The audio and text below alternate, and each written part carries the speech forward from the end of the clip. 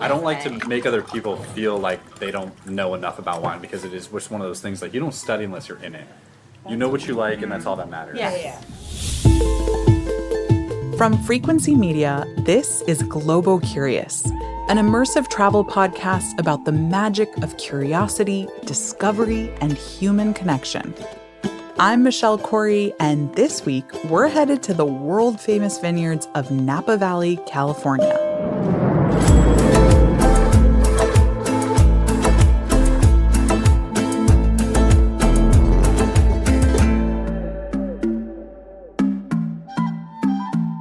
It's amazing how much good can come from destruction, literally. For instance, do you know what Napa Valley has to thank more than winemakers and wine lovers and a free market? Volcanoes. Yeah. It was the violent eruptions of volcanoes that gave way to three important things that make Napa the world-famous wine region it is today: mineral-dense soil, rolling hills, and, of course, its valley topography. And we're not talking about a quick process here. Volcanoes appeared, erupted, became dormant, and continued that cycle for something like 5 million years. I didn't really understand or appreciate wine much before this trip, but we're talking about 5 million years of refinement before we even get to the incredibly technical, unpredictable work of the actual winemaking. It's hard not to see wine in a very different light now. It feels familiar though, doesn't it? We can all probably relate to this very long, arduous process of refinement and churn. Like we all have our own ancestral volcanoes whose lava flows and ash showers have molded the topography of us. For me, one of those volcanoes is my sister Sabrina. This is so delicious. I love it so much. I mean, Chilean wines are really yummy. Yeah. That's her, and hopefully you can tell our voices apart because we have been always known as voice twins. Sabrina was my original travel buddy. My mom would lug us to and from Colombia to visit family, around the US on these very budget road trips, and eventually across Europe and Latin America, where we stayed in hostels and encountered our fair share of thrilling and terrifying adventures. Those family trips became part of our volcanic history, forever molding Sabrina and I into lifelong travelers. This year, Sabrina chose to celebrate her 40th birthday with a trip to Napa Valley with her closest girls, her wife Carrie, Carrie's sister Teresa, and yours truly. I'll admit I was hesitant at first. The itinerary was luxe. A lush, centrally located Airbnb with a hot tub and private quarters for each of us, a private driver to shuttle us for a day of vineyard tours, the birthday dinner at none other than the French Laundry, plus the flights, plus the food, plus. I felt overcome with the anxious eeny, meeny, miny, mo of picking either financial responsibility or living fully or feeling trapped somewhere in the middle. An uncomfortable valley to sit in for sure. But you know what? Sometimes you just gotta say F it. I've been struggling with pretty intense depression all year. I needed to invest in this trip as my therapy, as a reminder of the many joyful relationships, experiences, and feelings this life has to offer.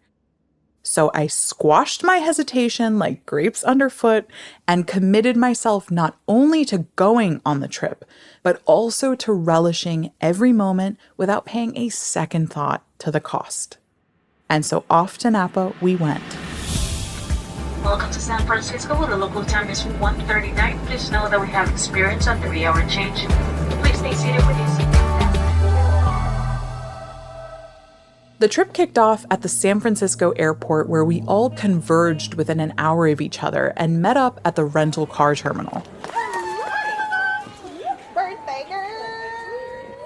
We piled into our Audi Q3, loaded up to the brim with luggage filled with all kinds of looks for the weekend ahead. Our first stop was lunch in San Francisco. My sister had picked Coqueta, a Spanish tapa-style restaurant overlooking the San Francisco Bay on the Embarcadero. You can hear the details about this meal and whether I recommend it, along with all of our other stops on this trip, on the carry-on episode for Napa Valley. By the time we finished our meal, we were feeling the antsy excitement to make it to Napa, so we paid our check, put the totals in Splitwise, and piled back into our luxury clown car to start our mini road trip to Napa. That drive is gorgeous. If you're from the East Coast like we are, it'll feel like another world. Those arid landscapes with palm trees jutting from vegetation that's unlike anything we have back at home. It makes it all feel more exotic and adventurous. We rolled up to our Airbnb after an hour-and-a-half drive, mostly due to traffic, and excitedly marched into the house, where a classic NorCal bungalow awaited us with its stunning garden in the back, featuring, of course, the hot tub my sister had scoured Airbnb to find. There's a delicious excitement that's so unique to the first morning of waking up with friends in a new destination. The air feels different, fresh with possibility, and the day stretches ahead brimming with unknowns. I woke up that morning, grabbed my recorder, and walked straight to the kitchen. Carrie, our group chef, was scrambling eggs, and just beyond the French doors that connected the kitchen and the deck were Sabrina and Teresa doing yoga. I set the outdoor table while the rest of the ladies buzzed about the kitchen serving coffee, plating eggs, and grabbing the salt and pepper shakers. We dug in, basking in the temperate California sun while chattering excitedly about the day's itinerary. It's like 45 minutes away. Great. What should we drink on the way? So, Whatever your flavor. Something tells me we got some work to do. I am saving myself I know. for I'm the like, I'm going to drink very liquid long IV, day. but everyone do your thing. After breakfast, we headed out for our first stop, Pride Mountain Vineyards. Pride Mountain was recommended to us by our family friend Rafaela Dulanto, who you'll hear a lot more about in the next episode. And at the time of this recording, she was the restaurant manager for the French Laundry with some sommelier skills of her own. So her vineyard recommendations do carry some weight. I've seen a lot of trucks come in with the bins for the grapes. Oh, so they are harvesting? I think they are. That's Dana, our driver for the day of vineyard visits and wine tastings. A very generous gift from my sister-in-law Carrie to her wife that we all got to enjoy. It was mid-August, which is apparently early in the winemaking season, but because of the higher temperatures this summer, grapes were already beginning their transition from vine to bottle. The 40-minute drive from downtown Napa to Pride Mountain can be dizzying. Not because it's winding. Actually, most of it follows a long, straight road, but it has what feels like an endless stretch of wineries and their gorgeous and wildly varied architecture that pulls your attention from right to left and back again. This might be a silly question, but is this called anything special, like Winery Row or something? Just Highway 29. Most of the older wineries are here. And then Silverado Trail, which parallels this wine here, but there's a lot of wineries on that side. Okay, so Highway Dr. Seuss Street. Okay, that really looks like Dr. Seuss.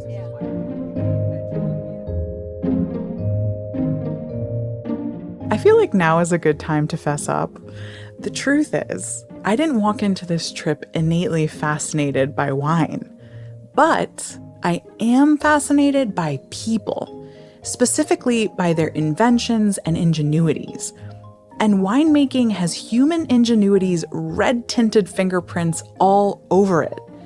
The insider's lexicon, the technicalities, the traditions, and the stories so famous they take on a near mythological quality. We were introduced to that insider's lexicon almost immediately after meeting our gregarious guide, Nicole. Hi there. What's your name? Carrie. Carrie, nice to meet you. Michelle. Michelle, nice to meet you. My name's Nicole. Yeah, you're on wine time. This is a vacation. Nicole knows her stuff, and there's a lot of stuff to know. In fact, when it comes to wine, there seems to be an endless amount of information to master. 5 minutes into us stepping foot inside the large stone villa that makes up Pride Mountains Winery, Nicole was ushering us into a whole new world. I was lucky enough to be traveling with 3 super smart and confident women who weren't afraid to let their curiosity lead. I was like, I want to learn how to like. It sounds so silly, but like, yeah, how to like properly taste wine. Yeah. So the first thing to remember, whichever way you do it is right. Okay. Yeah. So wine is a fully subjective experience. Don't ever let anyone tell you you're doing it like wrong or you're tasting something wrong. Yeah. There is no way that they can know exactly have the exact same palate as you. Yeah. And so if someone tells you that, just walk away. After serving us a few tastings of Pride Mountain's most beloved wines, Nicole brought us outside where she walked us through a sipping technique that, if done properly, would allow us to fully experience each wine. But again, only if done properly. And usually you'll see everyone swirling. So what swirling does is it introduces a small amount of oxygen, and that oxygen will actually open up the tannins. And so it softens them. That's the first thing. And then you can actually, to kind of agitate the aromatics and swirling and all of that, cup your hand over the top and swirl at the same time, and then put your nose in the glass. Don't be afraid to put your entire nose in the glass, because that will actually, essentially, it keeps it more intense. It will also agitate the alcohol, so the alcohol will come out too. But so you can do that, so you smell it first, you assess it that way, then you take a sip. Are you supposed to slurp it? Do people like... Yes. So essentially you breathe through the wine. And so it creates a different level of, it's kind of like having that oxygen exposure that way. And so it's when you've already taken the sip. So when it's in your mouth, you'll see people do something like that. And that's, yes, when it's already in your mouth. That tastes very alcohol-y when I do it. So it's... the wine you might have done it very alcohol-y. Yes. Yeah, and so it takes a little bit of a practice, because it will sometimes it does. So you guys are right. Rolling mine. Taking notes? Oh, you're recording. And thank goodness I was, because wine connoisseurs may as well be speaking another language. But that's how it is in all microcultures, right? We gather with like-minded people, drawn to each other by our shared passions, and we develop our own lexicons and hierarchies. The world of wine is a special class of this kind of microcosm, and its lexicon is vast. Yes, because we ferment to dryness, so we ferment to completion. Great. So you're not getting any residual sugar or anything. But Tell me more about that. What do you mean by we ferment to dryness? So, what's that process like? Yeah, so if you stop fermentation when there is still sugar, naturally what the yeast wants to do is just eat up all the sugar, all of the different sugars within the grape. And so we start with the grapes being at what we call like bricks, so like 26 bricks. This will probably be more like 24, 25 bricks. And so that sugar level, almost all of it is actually taken away. And so it's created into alcohol, which is why this is a 14.7% alcohol wine that does not taste like it. Oh my God. Perfect. So there's like no... Exactly. The sugar is pretty much fully converted into alcohol. Why bricks? It's just where that comes from. It's just the name that they used for the sugar. I don't know exactly. It's the unit. It's the unit of measure. Yeah. Interesting. And so, and so actually the restaurant in Napa, Bricks, is named after them. So that's how you spell it. B-R-I-X. Oh, B-R-I-X. Yeah, not B-R-I-C-K-S. Gotcha. And so I'm totally thinking like bricks with sugar. I know, so that's good. Bricks with an X. Yeah. Giant sugar cubes. Yeah, I'm like, oh my God, so much. I literally thought the same thing. Yeah. Nicole taught us that making wine, any kind of wine, but especially the highbrow variety, is equal parts art form and science experiment. A good winemaker has to be a specialist in the science of grapes, soil, oak, temperature, glass bottles, cork, wind, rain, machinery, team leadership, and topography, to name only a few of the key factors that go into producing every bottle you buy, whether it's $2 Chuck or Romani Conti. And we've really lucked out with our newer winemaker. So Matt, we just hired him on in 2022, and his wines are just phenomenal. And so, what differentiates the winemakers? So it's pretty much how they want to just create, and it's very artistic. So Bob Foley was a little bit more of like that big, bold red, that longevity, that kind of really intense complexity that you get from these grapes with lots and lots of tannins. Sally was a little bit more on the floral, delicate side, extracting those really cool aromatics while also maintaining that intensity and longevity. And then Matt is like the perfect in between. And so he brings a lot more of the science aspect in, which is one of the reasons Steve Pride really likes him, is because he's a geophysicist and Matt's basis is science. So then if you're making the same wine, but it's different makers, is that totally like... Every year, we're making a different wine. Every year, the product is going to be different. And it's going to change. But what exactly does a winemaker have to decide on with each harvest? It wasn't until an hour later, in the middle of our walk through the dimly lit, winding cellar of Pride Mountain, that the enormous breadth of a winemaker's purview started to piece together. Only after Nicole had taught us about bricks and grape varietals and harvest methods and walked us past row after row of seemingly infinite variations of oak barrels. See, when I asked about like what separates the winemakers, I guess what we're getting to is not just how they work with the climate, but also how they choose to use the barrels for the wines. And which barrels. And which grapes to mix. Which grapes to mix, yeah. That's, and like knowing when to harvest also, right? Knowing when to harvest, making that decision. Each one of these barrels right here, depending on what forest it came from, depending on which cooper. So, Incredibly and complex. there are a million decision So points. satisfying. A million decision points. Oh yeah, and let's not forget that all of that intentional and precise decision-making is wrapped in an uncontrollable gamble. Winemaking is ultimately a risky business because no one, not even your favorite weather person, can accurately predict nature's next moves. So in 2020, the September 9th fires burnt everything you see here. Besides the That's Ben, our charming and knowledgeable guide at Spring Mountain Vineyards.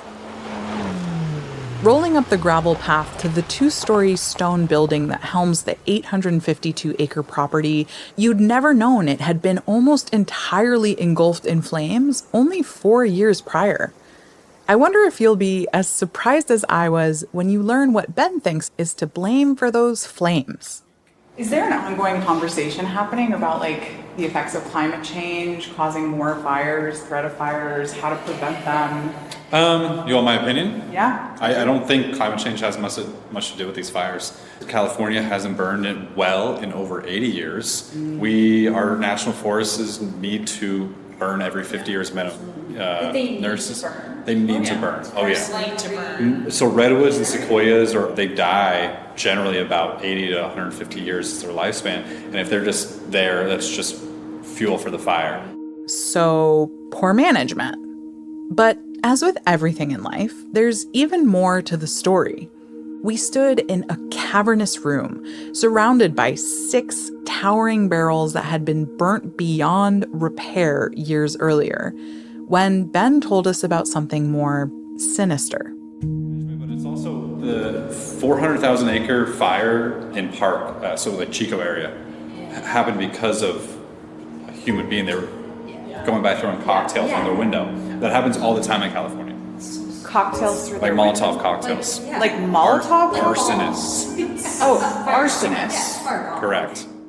These are the moments when there's a certain heartbreak that comes with traveling. In these instances, when you learn about perfectly avoidable destruction. I mean, for climate change, what we would be more concerned about is the direction that the wine valley would change to, right? So you have Sonoma, who's going to be safe for a long time because they grow cool climate grapes, and we grow warmer climate grapes in Napa. They're close to the ocean. With climate change, as we start to see, what the Rainy basically expand, is you're going to go further north. So these people in Oregon, Willamette Valley, are ahead of the game because they've been there for 20, 30 years, growing Pinot and Chard, cool climate. If climate change continues and Oregon starts warming up, you can probably start to imagine Cabernet and Merlot. And, You're just going to have to adapt to the climate as it changes. But here's the thing. When we harm nature, we only end up giving ourselves more work. Even with that harsh reality looming, in the end, the theme of beauty born from destruction surfaced yet again. Some of the best wine is made through stress. The years that we have the least amount of water, 12, 13, 14, and 15, the years of those drought, 14 and 15 is making some beautiful wine, especially 10 years later. Why is that? Do you think it forces innovation or? No, the grapes actually taste better or last longer with more struggles. So the absence of water changes the very essence of grapes, while smoke and heat from wildfires can give vines what Ben called a sort of PTSD. You and I, we're not so different from those grapes. Environmental factors change us too. Some clam us up while others force us to improve. I know I've been practically glorifying destruction to this point, but as we all know, certain kinds of destruction, specifically the man-made variety, often bring with them lasting erasure and pain. California's history was Mexican-owned up until like the 1820s, and then the land grants come in.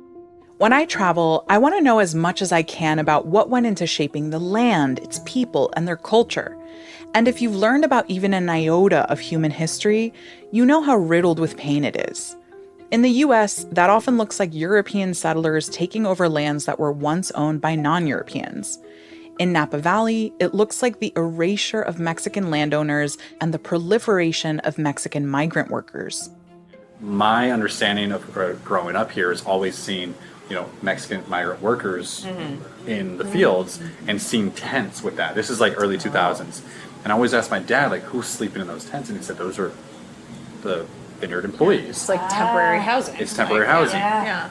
California has always been very open to immigrant workers and trying to find them. Legal immigrant worker mix. I mean, the Chinese Exclusion Act was 1865 to 1880. Our owner was literally told to hire white people or we'll put you in jail. Okay. And he literally said, bring me one white person that wants to do this work and I'll hire them right away. Didn't want to do it. Couldn't find anyone. Yeah. So, we move into the 1970s and a lot of immigrant workers were also, it was easier to cut across the border then, started working in the fields again or continued. Fast forward to early 2000s when I'm passing by these vineyards or working in them with my dad's friends, all Mexicans. A few white people here and there, but mostly Mexicans, most of which who were not citizens of the U.S. And it was a misdemeanor if that. Honestly, no one really cared. Pay a fine and keep going. Or not even that. It's like, who's going to make the wine? Who's going to keep the $40 billion industry afloat if none of y'all are going to do it? Exactly. And so that's like a big concern. You have these people with unsafe housing dying in the fields. And that's because of the seasonality to it.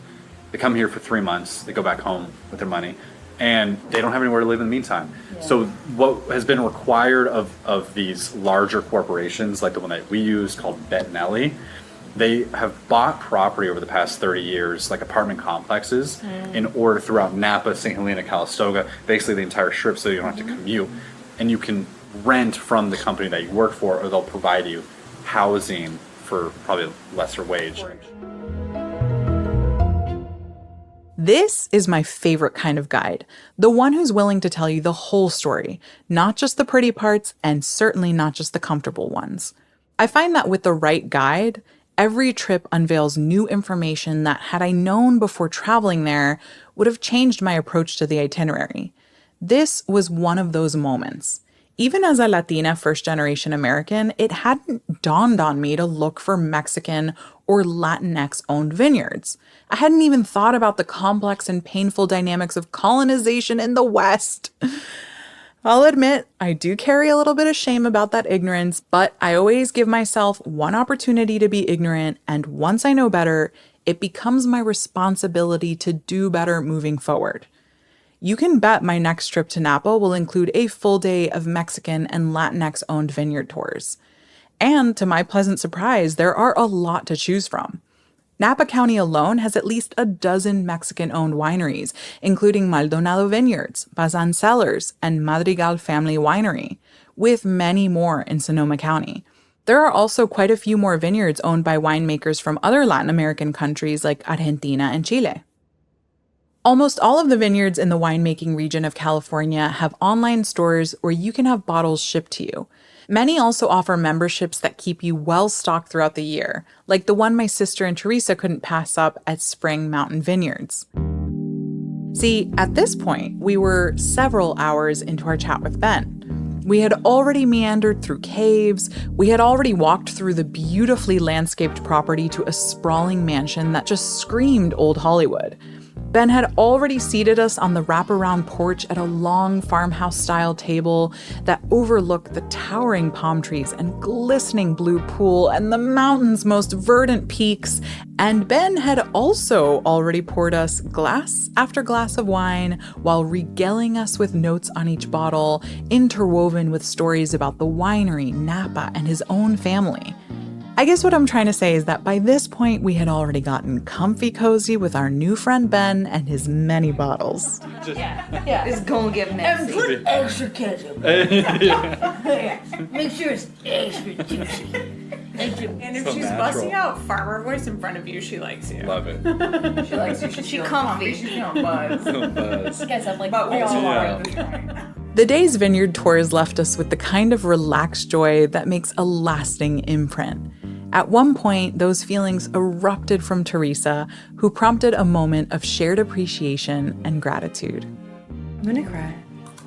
Me too. Because I'm just like happy. my eyes are sweating. Yeah. I can't like always something flat. verbalize it, but like I feel it. It's like joy. And Yeah.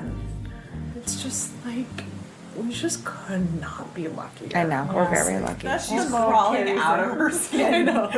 I'm like, I was good, like, party carries coming. cry. Cry. And then really all you hear is, I need alone time. This right here is the stuff of life. This is what travel gifts us. A break in the routine, an exploration of the new. A reminder that there is a self beyond the confines of survival, and plenty of reasons to laugh.